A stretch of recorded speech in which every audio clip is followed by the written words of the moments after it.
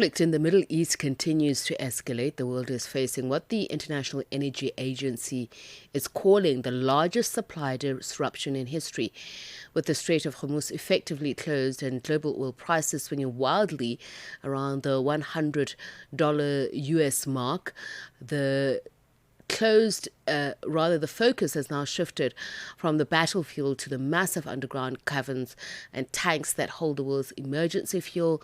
Tapping into these reserves is no longer a what if, it is happening now. To help us navigate the strategic chessboard of global oil stocks and what's expected to happen, we're going now to Professor Mark Swilling, co-director of the Center for Sustainability Transitions at Stellenbosch University and a leading expert on resource politics. A very good evening to you, Professor Swilling. Thank you so much for speaking to us. Good evening.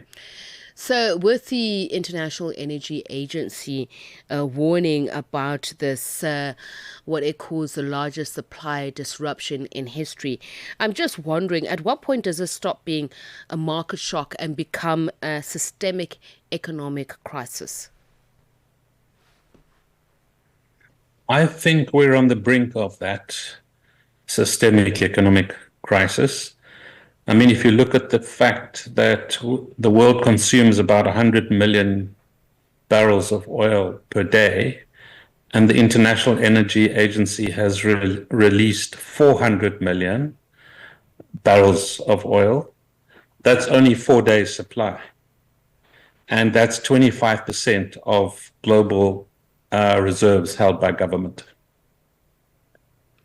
And just in terms of who holds the largest oil reserves, we've seen the United States suggest that China holds the largest emergency reserves globally at roughly 1.3 billion barrels. Who does, and how important is it who does? Well, the top the countries with the highest reserves is the USA, China, which holds more than that, more than the USA, Japan, South Korea, and India but what you need to understand is that there are two sets of reserves. There's the reserves that government holds, about 1.8 billion, and there's another 4 to 4.5 billion barrels held within the oil industry as a whole. And so the biggest reserves are actually held by oil companies. So if wealthy nations tap into their reserves, countries like Pakistan, Sri Lanka and Bangladesh, they're already facing fuel rationing or 4-day work weeks. In fact, I think I've seen the Philippines declaring international disaster. A national disaster as a result of what is happening with the Strait of Hormuz. What happens for countries like South Africa, who are dependent for some of their reserves from countries like Nigeria, who is rumored to possibly be looking to sell those to the United States? Well, quite a number of countries have got to dangerously low oil reserves and are introducing drastic measures, essentially forcing public facilities like universities to stop using energy.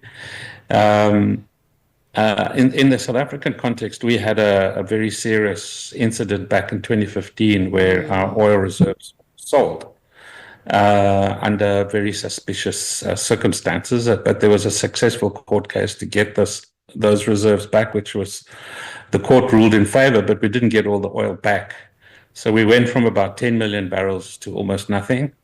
And then gradually over time, we've been building it up until about 2022, when we started selling when prices hit $100, and we're down to maybe around 7, but we have capacity for storing up to 45 million barrels. So we don't have a big reserve left, but there has been a report that Iran let through a ship heading towards South Africa with oil.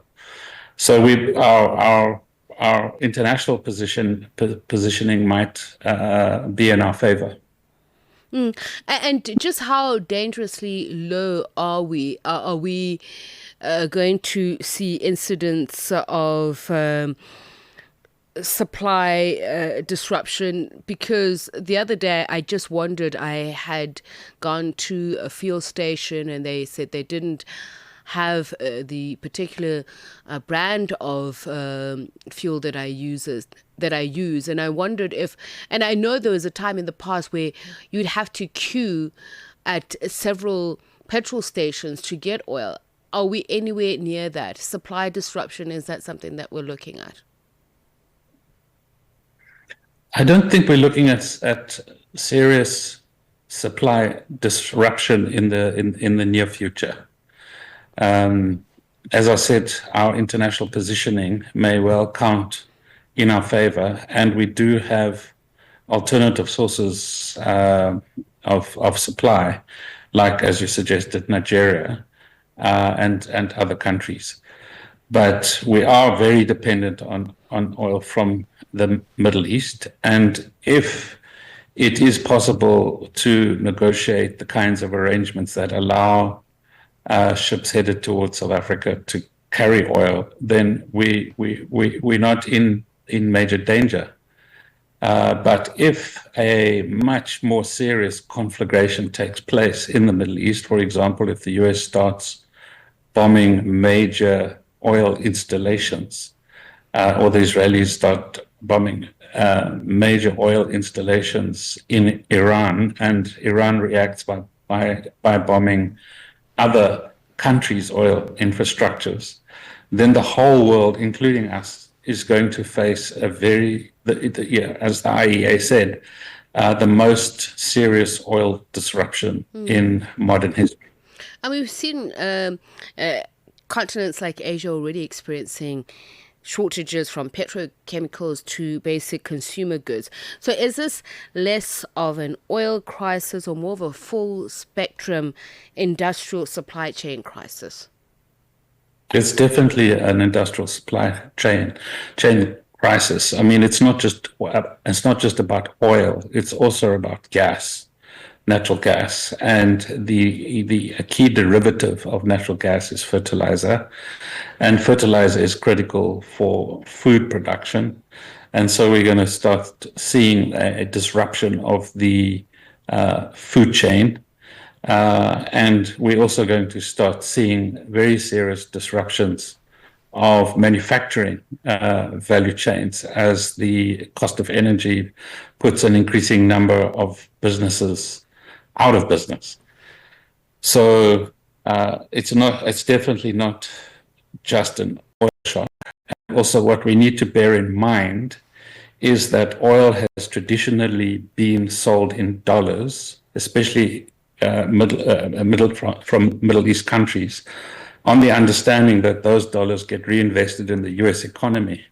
Iran was starting to move away from trading oil in US dollars, and that was a major threat to the US. And the Chinese are promoting international trade in Chinese currency.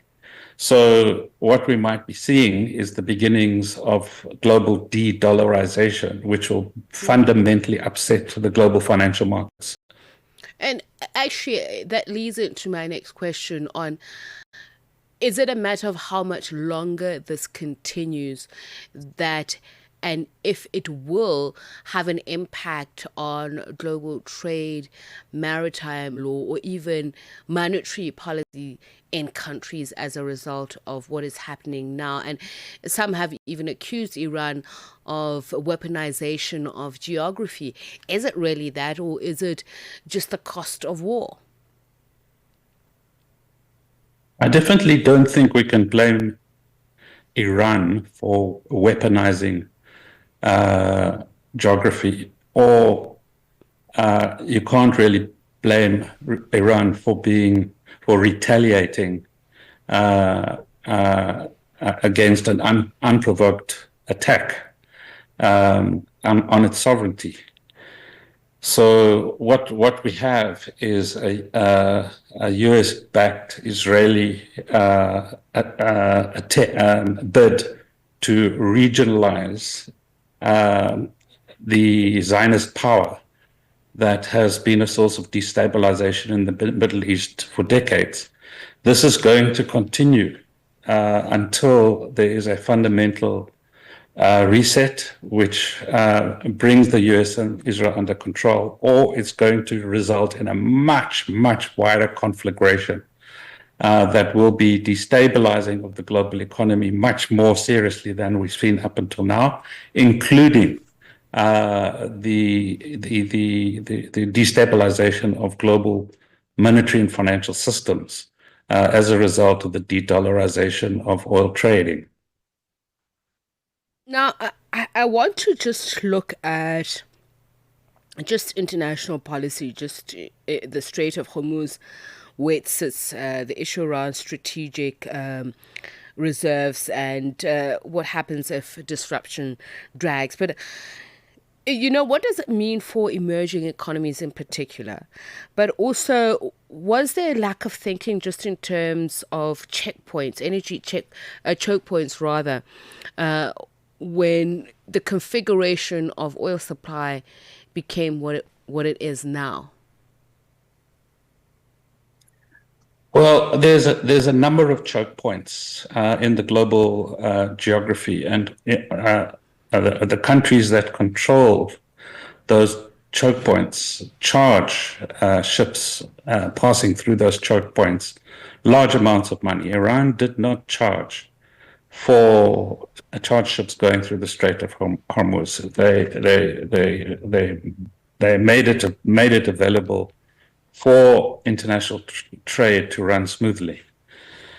So the US and Israel attacked Iran on the assumption that it would be a short and decisive victory after killing the leadership, and then things would return to normal when a compliant Iranian government was put in place.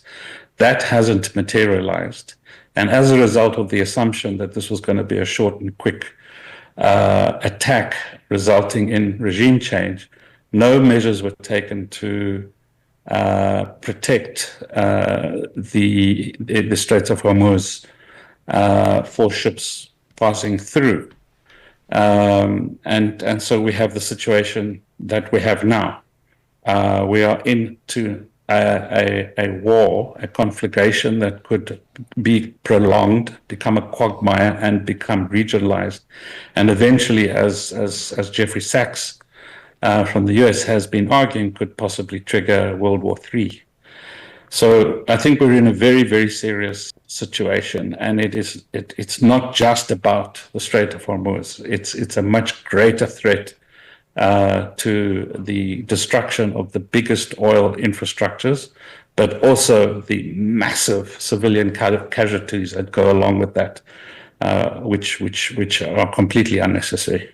All right. Thank you so much for speaking to us. Much appreciated your time and your insights. Professor Mark Swilling, co-director of the Center for Sustainability Transitions at Stellenbosch University and a leading expert on resource politics, just sharing his thoughts about what is happening now in terms of global fuel supply and what the result will be not only for developing countries, but just in terms of the global supply chain availability.